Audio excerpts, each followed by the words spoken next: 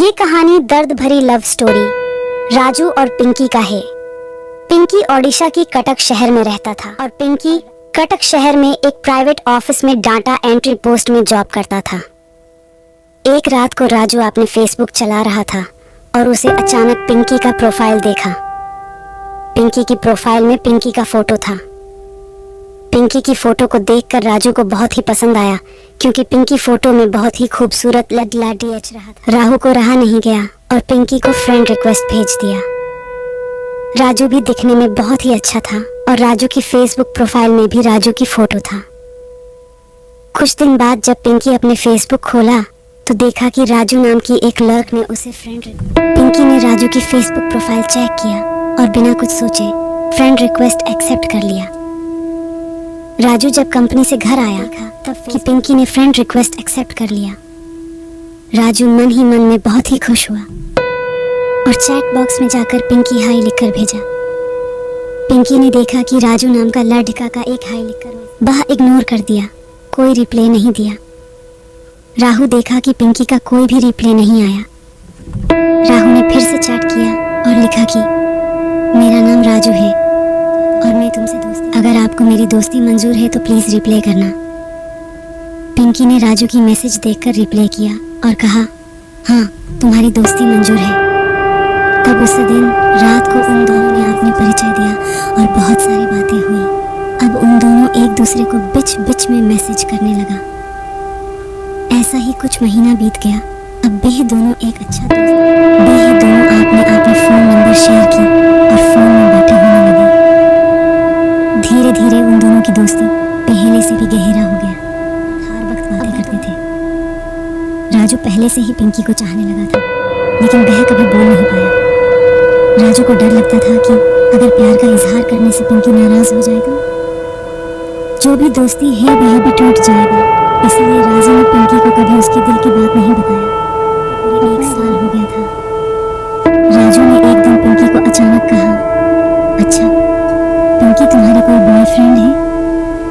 पिंकी ने कहा आज इतने दिन बाद ये सवाल? राजू ने कहा ऐसा ही पूछ लिया, कहना क्या है? नहीं मेरा कोई भी बॉयफ्रेंड नहीं है। तब पिंकी ने भी कहा और तुम्हारी कोई गर्लफ्रेंड है? तब राजू ने बहुत ही सोचकर कहा हाँ है। पिंकी ने कहा किया, वह कौन है बताओ? राजू ने हिम्मत करके बता ही दिया और कोई नहीं बल्कि तुम हो। पिंकी ने राजू की बात सुनकर एक पल के लिए शक हो गया और कहा कि तुम पागल तो नहीं हो गई हो। फोन काट दिया। राजू बहुत सोच में पड़ी डीडीएच गया और उदास होकर घर की एक कोने में बैठ गया। पिंकी ने राजू को 2 दिन बाद मैसेज किया और मैसेज में लिखा था मैं भी। मैसेज पढ़ा तब वह इतना खुश हुआ कि मनु की खुशी की मारे वह नाच उठी।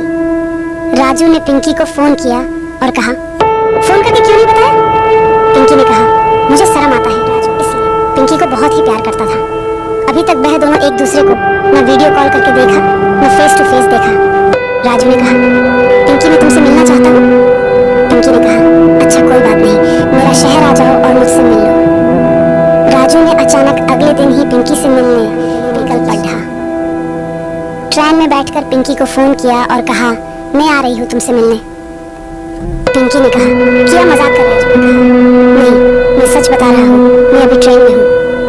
पिंकी ने कहा यहाँ पहुँचने के बाद मुझे फोन करना, मैं आ जाऊंगी। राजू अगले दिन सुबह 10 बजे कटक पहुँचकर पिंकी को फोन किया।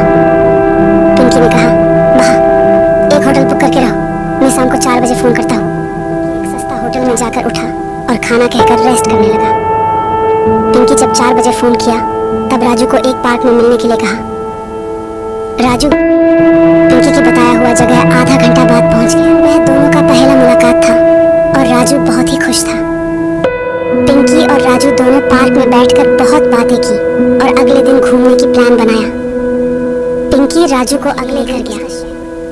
दोनों बहुत घुमा और एक साथ खाना भी खाए और अगले दिन सुबह राजू अपने घर लौट गए।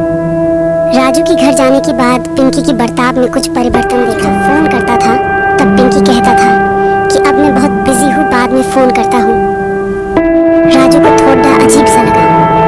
जब राजू ने पिंकी को रात के वक्त फोन करता था तब एकदम बिजी आता था। राजू ने जब पूछता था तब पिंकी कहता था कि उसका मामा की लड़की ने फोन किया था। कभी कहता था कि उसका सहेली ने फोन करता था, कुछ बहाना करके राजू को चुप करा देता था। राजू को समझ में नहीं आ रहा था कि आखिर बात क्या है। बीत गया। राजू एक दिन पिंकी को बिना बोलकर कटक में आया और उसी होटल में रुका। जब शाम हुआ तब राजू ने पिंकी की ऑफिस में जाकर उसका पीछा करना शुरू किया। उसके थोड़ा देर बाद राजू ने जो देखा उसका होश उड़ डिहच गया। राजू पार्क में पिंकी के साथ एक दूसरे लड्ढका को पास में बैठकर बातें करते हुए देख लिया। कुछ देर बाद जब वह राजू एकदम से पिंकी के सामने आकर खड़ा हो गया। पिंकी राजू को देखकर हैरान हो गया और हंसते हुए कहा, राजू तुम यहाँ? राजू ने कहा, मुझे पहले से ही शक हो गया था कि तुम मुझे छोड़ डाच कर दूसरे के साथ चक्कर चल। पिंकी ने कहा, किया तुम पागल हो गए हो ना? राजू ने कहा, मैं नहीं थी। मेहंदी की रात रीता की बुआ की लड्डकी भी आई हुई थी। डांस भी किया, काफी एंजॉय किया। बारात वाले दिन जब के घर पहुंची तो बारिश हो रही थी। गले में काफी कीचड़ था। रीता का पांव फिसला गिर गई। गिरते ही उसके पेट में दर्द होने लगा। रीता जोर जोर से रोने लगी। जल्दी से रीता को अस्पताल ले गए। रीता दर्द से चिल्ला रही थी। सुशील को कॉल की रीता के बारे में बताया। वो जल्दी से अस्पताल पहुंचा। डॉक्टर रीता को इमरजेंसी वार्ड में ले गए थे। सुशील बहुत परेशान था। दिल की धड़कनें बेकाबू थी। जुबान